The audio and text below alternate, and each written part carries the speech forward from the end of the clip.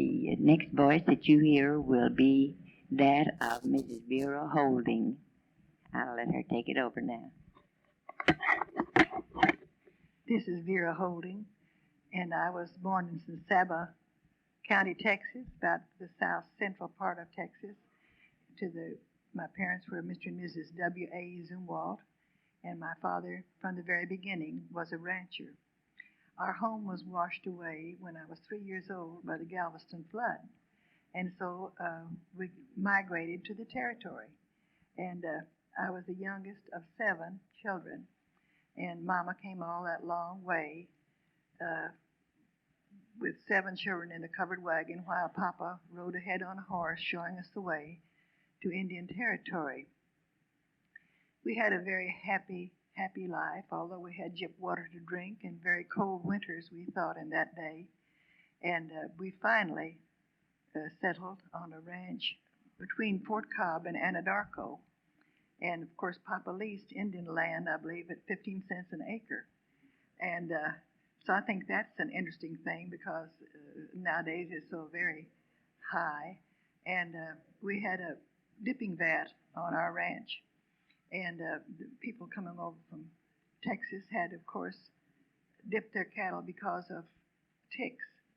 And since I was my sister and I were about the only white children in that part of the area. In fact, we were the first white children in Anadarko. And so we had Indian friends galore and very wonderful friends, some of whom I still have today. And this dipping vat afforded me my tuition to college, because later, of course, because sometimes when they'd be driving the herds over from Texas, the little calves would be born or they'd be injured, and they'd always give them to me. And my pet name was Booger Red. Don't tell anybody, because as you know, that's the ugliest man that ever straddled a horse in Texas. But I had bright red hair and big freckles as big as 2-bit pieces. And my grandmother said I was a God's oddity, so I didn't know. I knew I was a zoddity. And then everybody would come in and say, Sarah, didn't you know you shouldn't have looked at that frog too long? She's got frog eyes. So by that time, I definitely knew that I was a frog-eyed zoddity. I didn't know what it meant, but I knew I was different. And we had 4 grown brothers who were teases before we came along, and my sister and I. So they had a lot of fun with me and my cats. I always had a bunch of kittens. And I could go out in the yard and make a little noise like, and here'd come 13 cats and all the crippled calves and blind pigs and things on the ranch, and while we fed them. So then it came the time when we got religion, and I remember that quite distinctly. I was about 12, and my sister 14. And by the way, I was born on her birthday, her 2nd birthday. So she thought I was her birthday present, and she guided my life. She cut all my lashes off when I was first, just, a year or 2 old.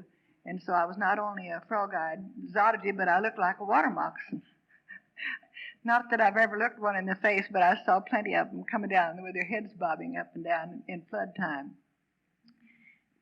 Through our ranch was a little creek called Hog Creek, and that's where I dispelled all my troubles. If I had to churn 300 licks before I could go swimming, I could go down there and dissolve my problems by just lying down in that good old shallow water. What kind of a churn was it? Was it the barrel type No, or the old up and down? The old up and down. 300 licks before I could go swimming. Mm-hmm. So I started to tell you about the day that we were baptized. We got religion, and I remember that my sister, we had a tent meeting, or an arbor meeting, and the preacher was calling the sinners to come forward, and my sister went up there, and she was just crying like her heart would break, and I couldn't think of any terrible sinning I'd done, enough to cry about it. But I went on up there, and so then the next day we were baptized, which was Thanksgiving morning in Cobb Creek. And it was cold, spitty snow, and I remember that when we started up, we got baptized all right, and I remember that when the preacher dipped me under the water because we were Carmelites. And when the preacher, I remember that smelly handkerchief he used, smelled like embalming fluid. And so we came back up and started up the creek bank. And my sister and I were both shivering, of course. She held my hand. And just before we'd gone to the baptismal service, Mama had tied our pink sashes around her white dresses and said we looked like little angels. And for the first time, I felt like maybe that I just might go on straight to heaven and wasn't a frog-eyed zoology after all. But anyway, when we started up this clay bank, why, I fell down naturally and pulled my sister back into the creek with us. So we had a double dip. So my sins were all washed away twice that same day.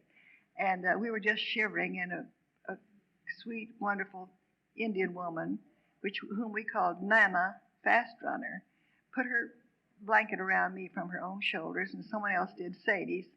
And we went on back, and from that on, we tried to be real good Christians, of course.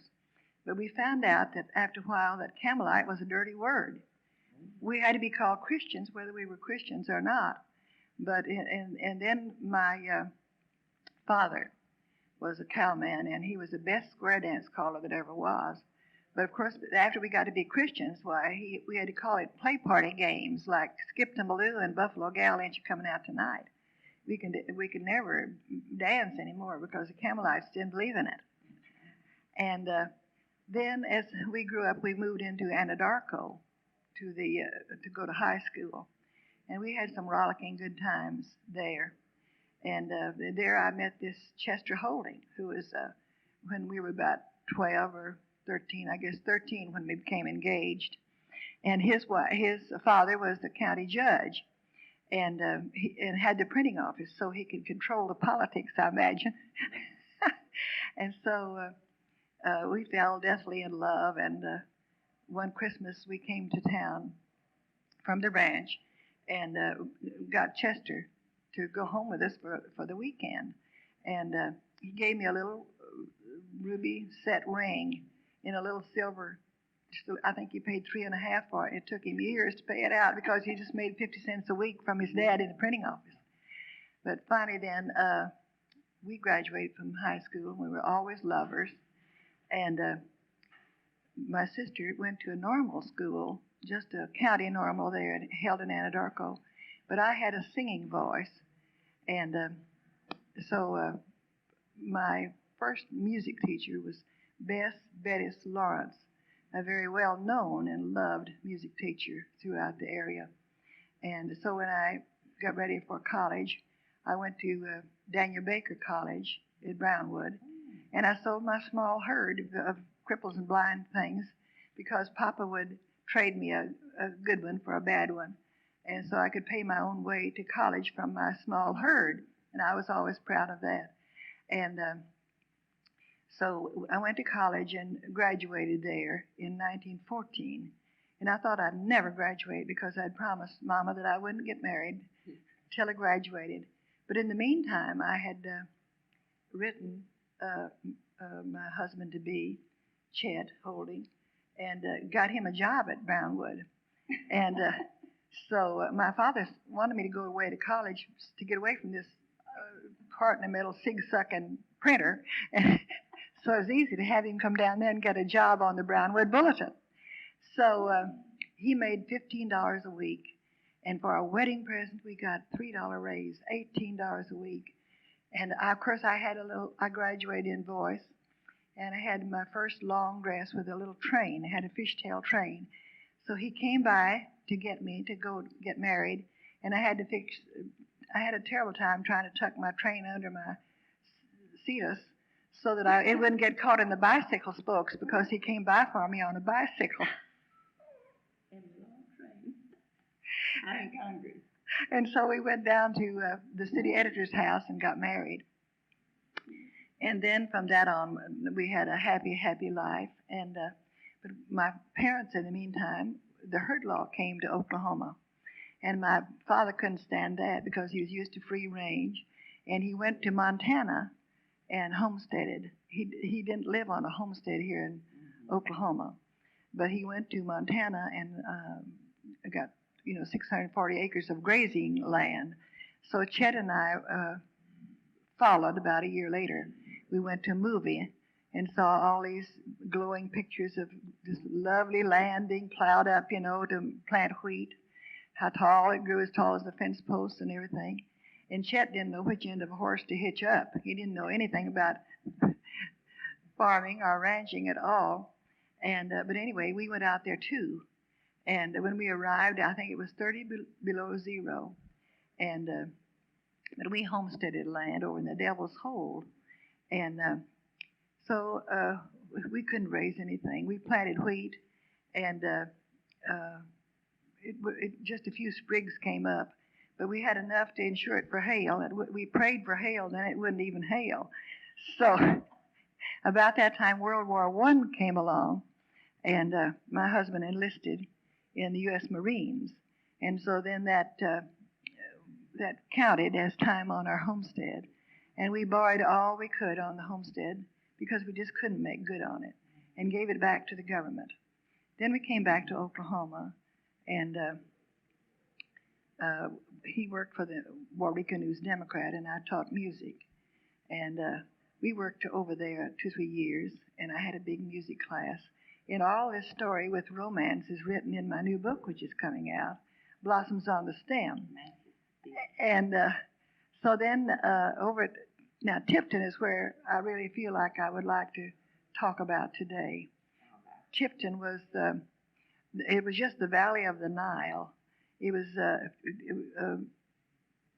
sub-irrigated just 2.5 miles from the North Fork of Red River. And we bought this, we landed there with $7.50.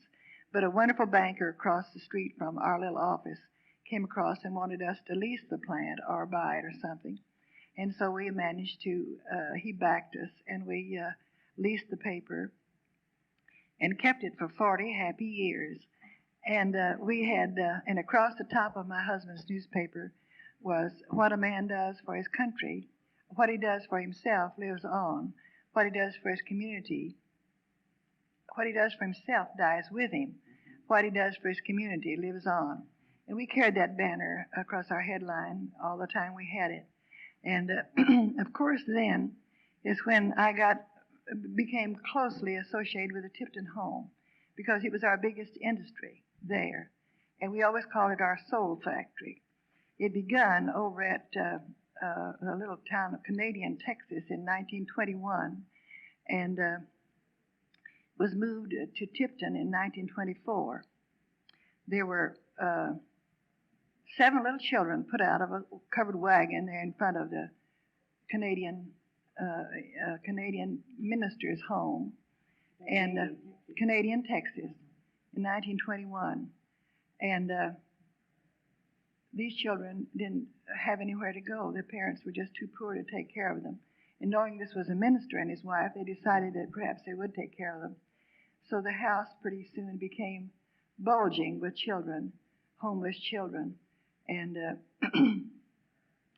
this man's name was W.L. Swinney and his wife. You know them? You are? My father was a minister. Oh, is that so?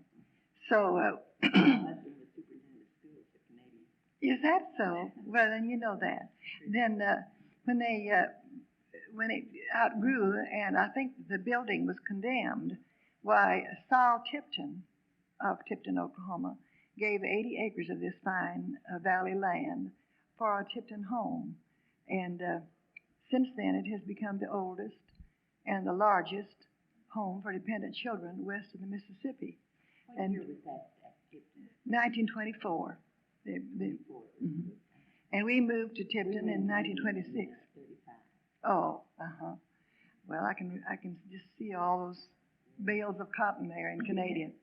Well, anyway, the Tipton home was a project of everybody there, no matter which church they belonged, because it was really religion in action. And the whole community and all surrounding communities would go over there and can all day long. You know, when they used to have the water process, and they would can peas, and they had a big apple orchard at that time. and we just canned everything that would stand still long enough, and for those children. So after a while, it became, I guess, by now, some 4,000 children have passed through the doors of the Tipton home, and it is so well organized, and so I call it the house that love built, because it has really been builded by love. Contributions come from all over the nation. That's right. And there's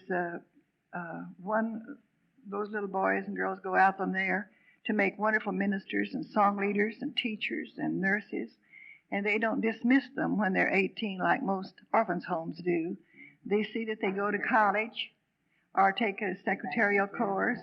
They back them, and as long as they live, that's their home. Every year they come home the night before Easter or the day before Easter at a homecoming. And it's a marvelous thing. And when I first began to go out there, we did their printing. And when I first began to go out there, well, I was called Ms. Holding. And then I was called Sister Holding. Then I was called Aunt Vera. And finally I sank to the low term of Granny.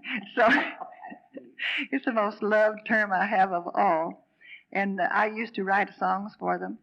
And this little, that would have a big chorus, home chorus bus that we called the Ambassadors of Goodwill. They traveled all over everywhere singing. And I wrote them one song called Tipton Valley and one song called Tipton's Big Home that they always sang to introduce themselves. And so it's been a very wonderful experience in my own life, because working with those children have brought me closer to God, I feel sure. And I could just tell you one little instance that, and then I became their public relations man, I guess, because I could write, or tried to write for them. And I remember one time I had 14 different articles out in different newspapers and magazines concerning the Tipton home. And one of them was concerned of one of our boys who won a Carnegie Medal for saving the children in the home. The old furnace was getting old in the main building, and it exploded. And he went down, crawled through all that smoke and flame, and singed himself all over, but luckily he got out alive and turned off the gas, or it would have burned all the children. And so he won a Carnegie Medal. And then another one of our boys won the Olympic gold medal in basketball. And he was one of Coach Abba's boys over at A&M. And so these children are schooled after they get through high school by people who have big hearts, who take them, and they call them their clothing people. And they clothe them even from the tiny children on up. And then often they send them to college. It's sort of an adoption, although it's not. And today they have about 265 in the home, and then they have about 100 farmed out who are just living with people. And usually those people do adopt them in the end.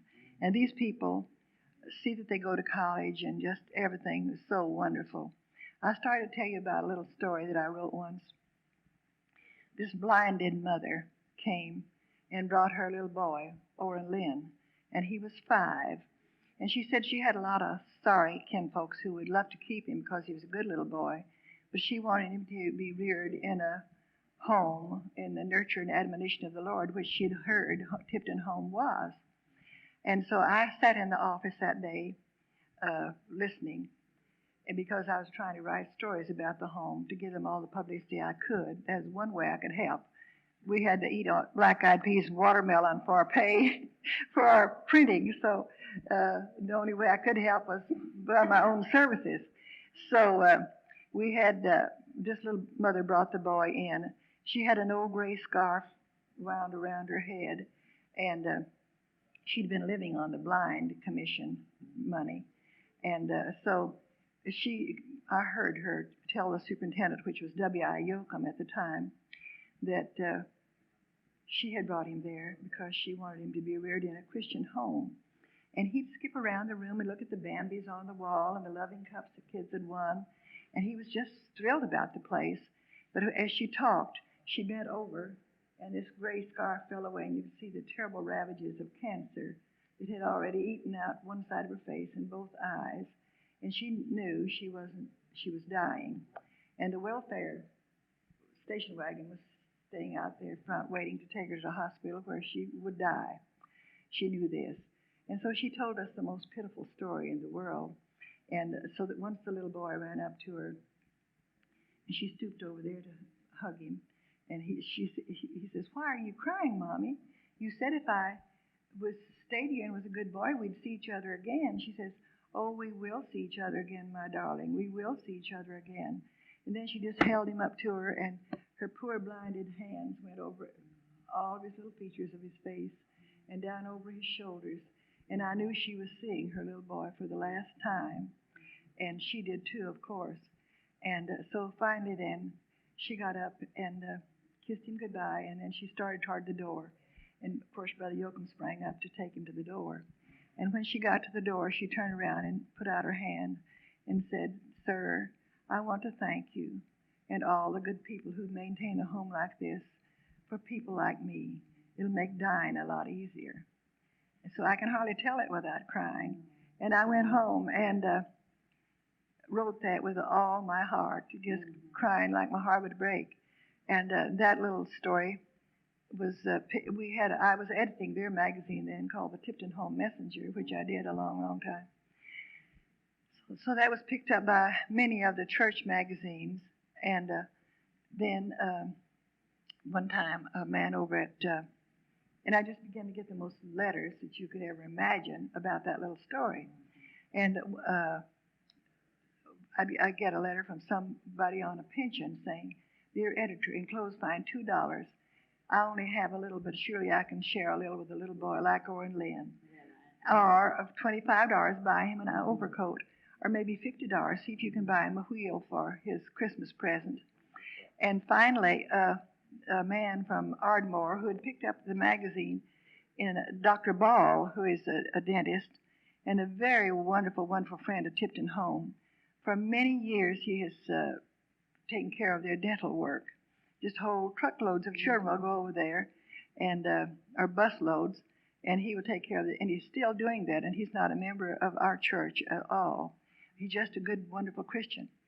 So anyways, some man in the dentist chair picked up this little story and read it, and the next day I got a letter that said, "Dear editor, in fine enclosed check for $5,000. See that Oren Lynn has a college education fund started."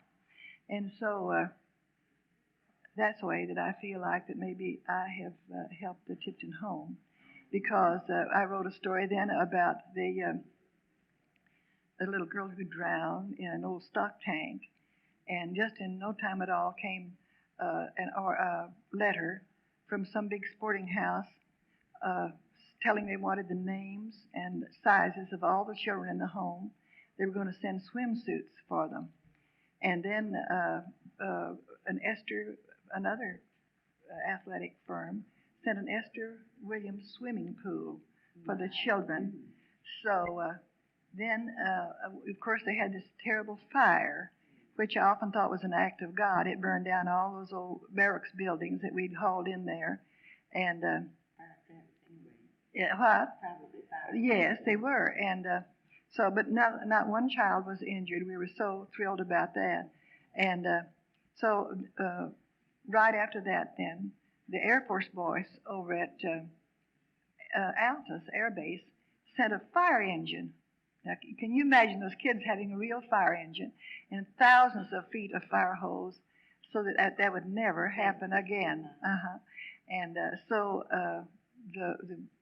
I never took pay for any of the writing that I did for the Tipton Home, because I always just said, "Let the words of my mouth and the meditation of my heart be acceptable in thy sight, O Lord, my strength and redeemer." And so I feel like that. That's right. And I have a book about the children of the Tipton Home called "Because Somebody Cares," and it's 20 little stories about the children. And the royalties of that book, of course, go to the Tipton Home. And I think it's in its 4th edition now. And so this Tipton Home now has grown into a thing of beauty and wonder. because I remember when I first used to go out there, the children had tin cups made out of canned beans and peas and tomato juice with a little wire through it for a handle, and just long bare tables. And now then it's a home of anybody in the world would be proud to grow up there. And the reason I have such an interest in it, but for the grace of God, my own wonderful boy and girl would be there. And so I always felt like such a tenderness towards those children. And I really and truly feel like their granny. So now then they have 12 cottages. They've changed it into a cottage form of family situation. And they have a mother and daddy, and both boys and girls stay in the cottages, and they have big Christmas trees, and they have beautiful programs. That adds so much to the individuality. Of course, yes, it is. And then since Brother Putnam came, and he came in 1966, he has arranged for the children to go in buses down to the town schools. And so that makes them feel more like a child rather than an orphan. And long ago, the home was changed from Tipton Orphans Home to Tipton Home. We want to make the people in the world know that it's just a home that love built. And if you could see those boys and girls, some of them are grandparents now, coming back and bringing their children every year before Easter, you know they feel that way about it. They're really proud of it. Yes, and everything in the home is air conditioned and run on electricity.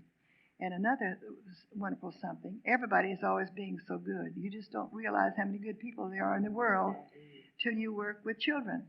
And this, the REA there, the Southwest Rural Electric Company, made a big white way from town all out to the Tipton home and completely surrounding it.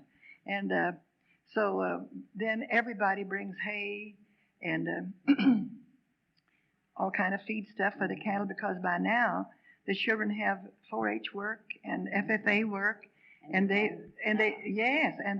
win big prizes all the time, state winners, and they have and the little girls are elected the football queens and the FFA queens, and and they have an outstanding athletic program. So it's no longer considered a place where people. Child's footprint is no place else to go. That's right. It's really a home. It's really a privilege. And I often think mine have been better boys and girls if I'd take them out there and let them been reared. You can't take the place of a real mother and father. No. But I think that our homes now, as they lose their stigma of orphan. That's right. And an institution. Yes. I do think that it gets to be more and more a real home. And how long do you want me to go on? I can stop anytime. Well, remember one incident that I thought might be interesting was the time a mad dog bit me when we lived in Miko, Oklahoma. And my mother, of course, was just worried, nearly sick. And I can remember hearing those voices coming from the kitchen where all the neighbors gathered, and that Mizumo's girl was going to go mad, if this mad dog had bitten her. And so Mama was trying to ring the wall telephone to get the doctor there as fast as possible. And the little dog had a new litter of puppies. And I'd passed along down the street and just gone over and picked up one. And so, of course, the mama didn't want me to do that. And she just I held her down while she bit my legs and everything, just had little bites all up and down my legs. And so Mama gave me a terrible scolding, said, didn't I know it was dog days in August and everything like that. And but then she was worried about it. My granny lived with us. She put a little bit of carbolic acid in some real hot water, and I had to soak my legs until the doctor got there. And he said that was exactly the thing she should have done, and that they found out the dog wasn't a rabid dog, but just a rabid dog, but just angry, and because and it was hot, and it was new puppies, and so, but Mama wasn't quite satisfied, so she took me over the next morning to Minko, to a man that had a mad stone. Thank you. I'm going to trust you to cut out everyone that looks like a horse. Thank you, honey. Will you? Okay. That's all right. Oh, they cut that out. We're cutting. But anyway, though, so this man soaked a little piece of a madstone is a little thing, a little piece of stone that grows in a deer's stomach, you know. And so, he soaked it in milk first, and then he tried out on all the little sores, and it used to slide off in a few minutes. And of course, I didn't have rabies, didn't have hydrophobia. But in the meantime, you know, I planned on how many people I could buy to the neighborhood that I didn't like, and all my mean brothers.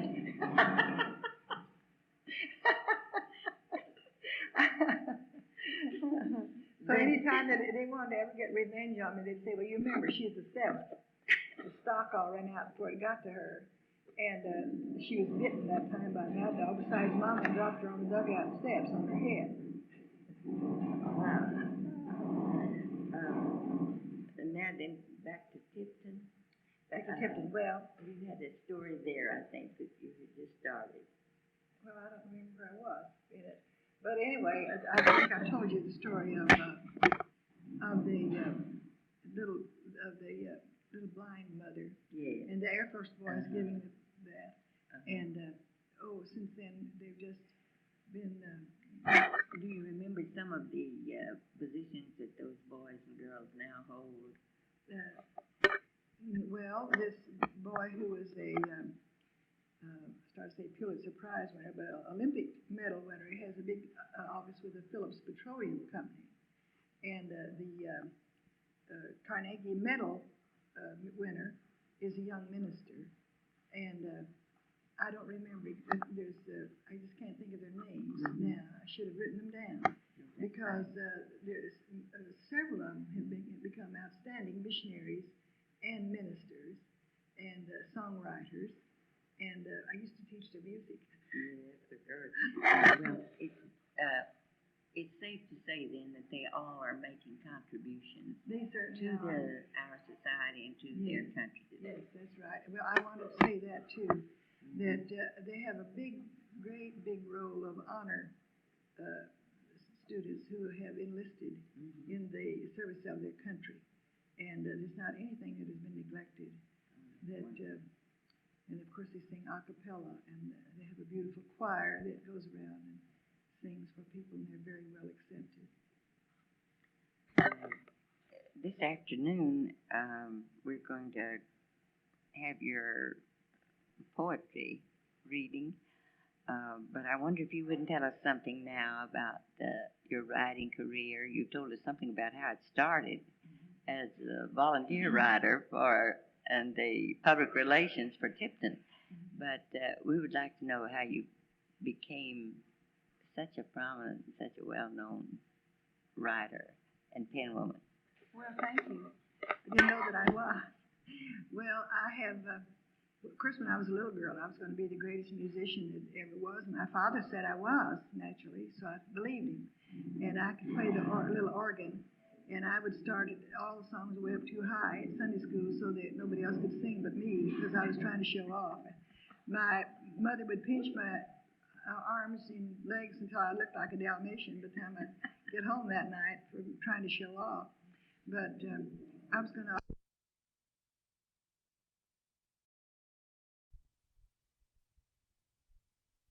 writer and pen woman. Well, thank you. I didn't know that I was. Well, I have, of course, when I was a little girl, I was going to be the greatest musician that ever was. My father said I was, naturally, so I believed him. And I could play the little organ, and I would start all the songs way up too high at Sunday school so that nobody else could sing but me, because I was trying to show off. My mother would pinch my arms and legs until I looked like a Dalmatian by the time I'd get home that night for trying to show off. But I was going to always be a great singer, and that was my life's ambition. And I didn't think of writing until I married this cute newspaper man. And so then, of course, I had to start writing, and I had no training whatsoever in writing. And but my first writing was, Mr. and Ms. John Jones Wednesday at the county seat, and then from then I began to, because I did love music, everything had a rhythm, and I began to write poetry, and it began to be accepted around. And so then,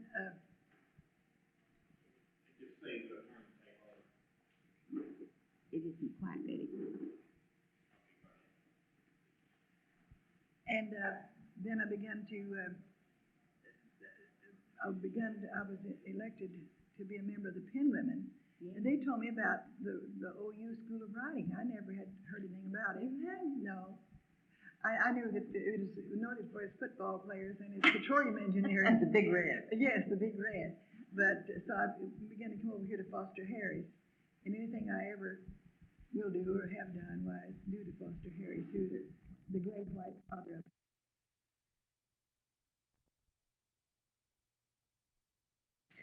All right. Then we'll have to change. Well, I think I was telling that I married, never had any experience in writing till I married my husband, who was a newspaper man. And so then I began to help him. Of course, and then I began to be the editor. But I think with two other people, I was. So the first was just news writing. That's just news writing. And then I came to Foster Harris and began to take fiction writing. Feature stories. And feature stories. Of course, my news writing, I did a lot of feature stories before I ever saw Foster. What were some of your first ones? Well, about the Tipton home, mostly, of course. That was a wonderful field, wasn't it? Yes, it was. So. And then I had By the Light of the Years, a column that I wrote. There's the older people of the community would tell me their life stories, and I would send that to the Wichita Falls papers and the Fort Worth Star Telegram and different daily papers like that, and the Oklahoman. And I had a peep show that I called, it was just a fun column. And for a while I had 21 country newspapers using it. And it was a peep show for women only. And then, of course, the men would look. And so now then I still write that for the REA papers. And I sign it now, Jenny Rader. Oh. Because it's an electric. Yeah. Because it's an electric company. And I have a lot of fun. Instead of little Ratty Kilowatt, yeah, we have a Jenny Rader. Jenny Rader, and I have fun with that. But then I began to write, and I had I've had 5 books of verse published that I'm very proud of. And my newest one is Listen to Prairie Speak. It's about 2 years old now. And then I wrote one little book. Now, will you give us some of those this afternoon? Yes, I will. They're from all, I have this Listen to Prairie Speak. I have a whole program that is a collection from all my books. And I would like to use that. And I call it Your Land and Mine. Yes. And because it's wholly about Oklahoma prairies. And I think it stirs interest in the cultural part of our country. It's not all high-iathy and oil fields. Of people, too, that Oklahoma can produce it. Yes. I'm always so proud of that. Well, then I began to write short stories under Foster's guidance. And I have one teenage novel called Love Has Silent Wings. And I have... That sounds such an interesting title. Well, it was a story about one of these wingless airplanes, what do they call them? Gliders. A glider. A little girl with a glider. Oh, And of course, her daddy's a newspaper man. I had to always work that in because course. all I know about is music and newspapers and orphan children. And so then I have one little book. I used to go around and talk for religious societies and church groups. And so I made up a book, Take Time, of these little It's inspirational. stories. It's inspirational. And we need more of that. And it's been a very, very popular seller. And there's one church here in Norman that sends it to the hospitals when they have people there. That makes me very proud. Sweet. It's one of the Baptist churches here. And I think it's in the 4th edition now. But my newest book is being announced now. It's Blossoms on the Stem. It's really my love of the prairies again, because that's, and because my father used to sit down and pick up some good dirt and let it trickle through his hands and say, honey, what's put down the deep, dark roots, blossoms on the stem. And he'd tell me that the prairies were like a woman. They had to be loved and cared for, or they wouldn't respond. And so I had always that innate love of the prairies. So this book is about that. Two little girls come over after their home has been washed away in Galveston. It's almost the story of my life. Oh, yeah. And it'll be out, I hope, soon. And it's being published by the Windfall Press. And then this summer for the past 8 years, I've been on the staff here at the Oklahoma University Short Course. Yes. And I've enjoyed that thoroughly. I have a friend who comes. Yes. Oh, they just come all over from all over the nation. And so I've enjoyed that so much. And it's just the day before the 4th of July this year, I sold my 76th historical Western. Nice. And so that's what was so thrilling. That's the reason I can remember it, because it's 1776. But anyway, right in the middle of all that Western stories, I got this commitment to write 12 hymns for the Oklahoma Christian College New Hymnal for Youth, which just thrilled me to death. Oh. And it was quite a switch, I say, to come back to my wonderful. Sweet Christians after associating with Belle Starr and Calamity Jane. And I have a collection of those stories, which I hope to make into a book, and I call it Bold Men and Chaste Women of the Old West, CHASED, women. Yes. So it probably never will see the light of day, but anyway, I have it ready to go now. That's find a publisher. Mm-hmm. And that's about all that I know to tell you. But tell us about this Penwoman honor. Well, I had Oklahoma doesn't have many like that, you know. Well, I was, in first place, I was chosen as I was given a scholarship to the McDowell Colony for the McDowell clubs. And then I was... what year was that? That was about 1941. It was a long time ago. I mean, it's right after old Steinbeck had so maligned our beautiful prairies. And I wanted to write this gorgeous novel and pin his ears back. But anyway, then I was elected to the presidency of the Oklahoma City chapter of the Penn Women. And after I served 2 years, then I was elected as a state president. And this year at the state writers convention, state meeting, over Stillwater, I was presented a special award, which just thrilled me more than anything I've ever gotten. You know, I thought I was the last of the Red Hot Mamas or something, because I had on a pantsuit, and I never wear pants. And so anyway, it was the evening fair at the banquet, and this chairman said, "Vera, come up here, you have an award." And so I walked up there, and they put a little gold heart around my neck and says, "Sweetheart of Oklahoma Writers." Oh. And he made the sweetest little talk and said, "For all the help you've given to aspiring writers." No, I didn't have that information. Through the years. So that just thrilled me to death. It's what I don't have it on today. I feel like it's really my heart. And but the reason I think he said that is because when I lived at Tipton and began to sell stories quite regularly, I had a workshop of young writers, and some of them came as far away as Sayre, which was 80 miles, at 15, and all of them sold but 3, which just thrilled me near to death. And they all are hard workers, and some of them just really hit the stars where they're writing now. And then the last 2 years here in Norman, I've conducted a workshop over the senior citizens, and they had 18 sales. Those old people who never had written a check, some of them. And some of them had never written a grocery bill, you know, but they had such wonderful experiences. And I have wondered many times how we can tap in on that. I'm a director of the Northwest School of the Continuing Education, that new one. Yes. It's our 3rd year, I believe, in operation. Some of the stories, I got a discussion group started one day. I wish I could have had my tape recorder there that day. Oh, these people just inspired me. I just wouldn't miss it, not a time. The only thing is I missed out a lot on my own writing, because I think now, how could she change this and do that to make it saleable, you know, and I was thinking so much of their writing. But I just heard some marvelous tales, and they sold 18, which just... In several poems, 18 stories. And one lady had... And they had never written? No.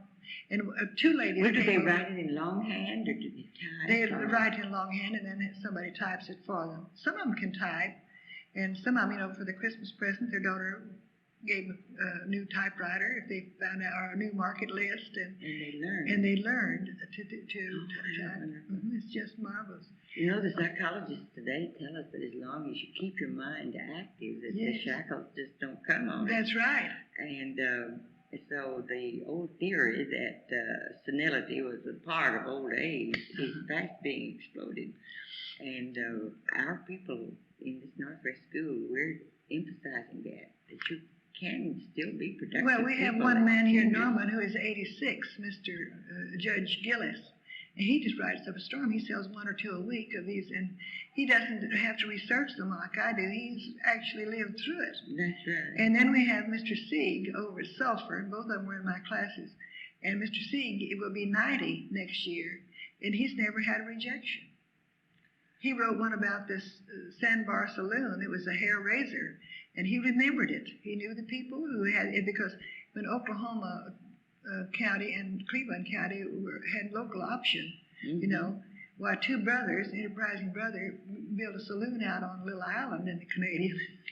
I hadn't heard that. And they had a great long walk built to the land, so that the people could come out there.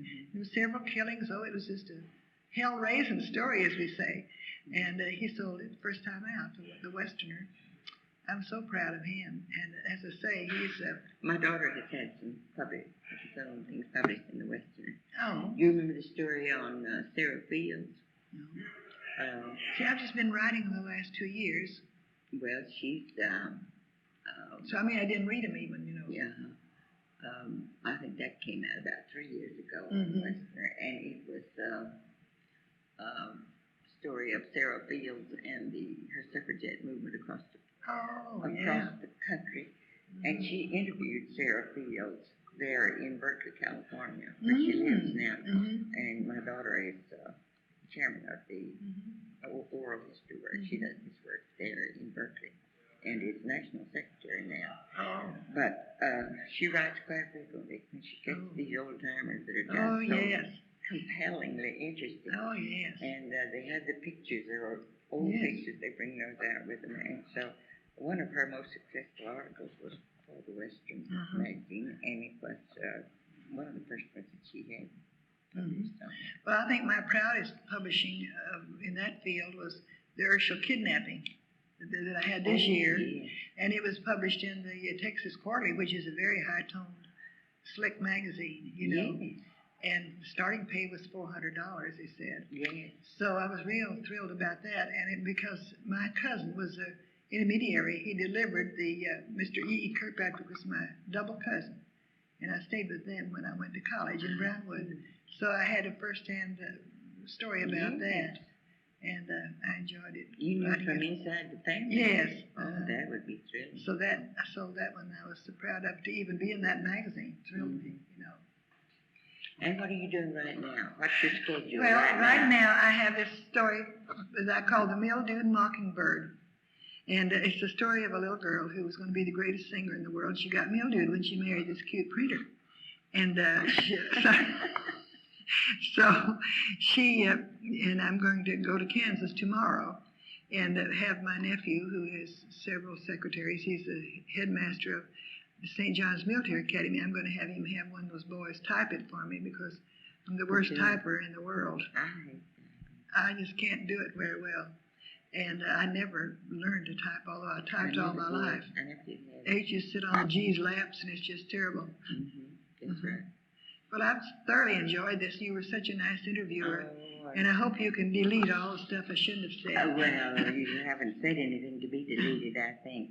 I would like to read this on the tape. I'd like to tell you that this came out in the Pen Woman about me, and I had the editor of this Windfall Press wrote to me to send a picture of myself in several tear sheets, and so I sent several, and they chose this one, and I'm so glad they did. They used in the publicity. It is wonderful.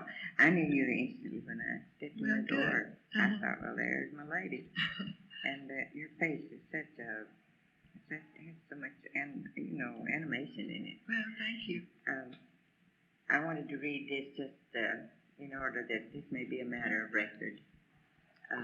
However, besides all these credits, and there are many more, Vera is a sort of literary institution. She has helped more writers. She will tip you off to her favorite markets. She will tell you how to get the pictures for your westerns. She will even go over the plot with you, bless her.